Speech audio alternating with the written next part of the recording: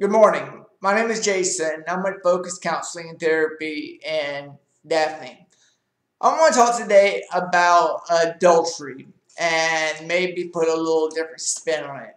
I read an article the other day in the Journal of Family and Marital Therapy saying that 41% of couples admit to cheating on their spouse either physically or emotionally. And you read other statistics that state about like 50% of men cheat and 29% of women cheat. Now, the sad thing about this is very rarely is it because someone wakes up one day and says, hey, I made a commitment to this individual, but what the heck, I'm going to go out and cheat. That's not what happens. What happens is that, or maybe that does happen every once in a while, but most of the time, we have seasons in our relationships. If you've been married or if you've been in a long-term relationship, guess what? Sometimes you're not going to like your spouse. Sometimes you're going to have seasons in your marriage or in your long-term relationships that are going to go up and down, which sometimes can be painful, can be very strenuous to us. But that is why it's called a commitment. And what happens is that, let's say that we are in a valley and we feel kind of stuck there. And let's say, for example, you're not feeling validated or acknowledged or loved enough by a spouse.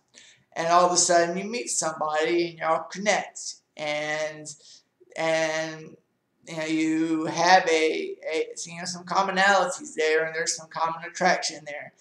And unfortunately, there's a lot of deception in the world, and the easiest person to deceive is yourself. That is the most easiest person to deceive, and it's so unfortunate. And you can start convincing in your mind that this person might just be what I need versus the person that I made a commitment to. And when I read that, and I read another article that said today that if the rate of infidelity is so high, what's the point of even being faithful? Why don't we just all cheat? What's the point of it? Well, the thing is that drove me nuts about when I read that is so many times when people come to me, one of the first things they tell me is their first disappointment they experienced in life, the first time they remember experiencing real pain in their life was when their mother or their father broke the vow of marriage or the commitment in the relationship and the pain that it brought the family. Because, one of them sees this fruit and they've convinced themselves that maybe if I just take one bite of it, it'll be better. I'll be better. And things will get better. And they don't. And things get worse and worse and worse. I have seen it time and time again.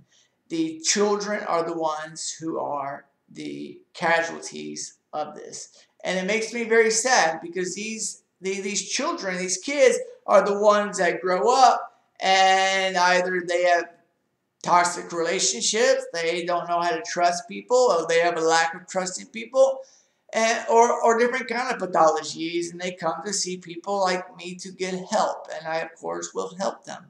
But it just doesn't need to be that way. We must be aware. We must be diligent. I love this line in this one movie where it was this guy and this girl, and they work together, and the girl tells the guy, the guy was married, and the girl says, you can't deny the lust between us. And the guy goes, you're right, I can't deny the lust between us. But lust is strong, but guilt is much, much stronger. And I assure you, I have had people in my office tell me and trying to work through guilt of being unfaithful. We got to be diligent about this because it is happening more and more in our society. It's happening more and more because of things that seem innocuous but are not and can be very destructive, such as social media. And realize that if we made a commitment, we made a commitment, not just for the good times, but also the bad times. This article I read, the lady said that made a very cynical comment about the myth of the older couples out there that are truly really happy if they have spent a lifetime together, being committed to one another in every way.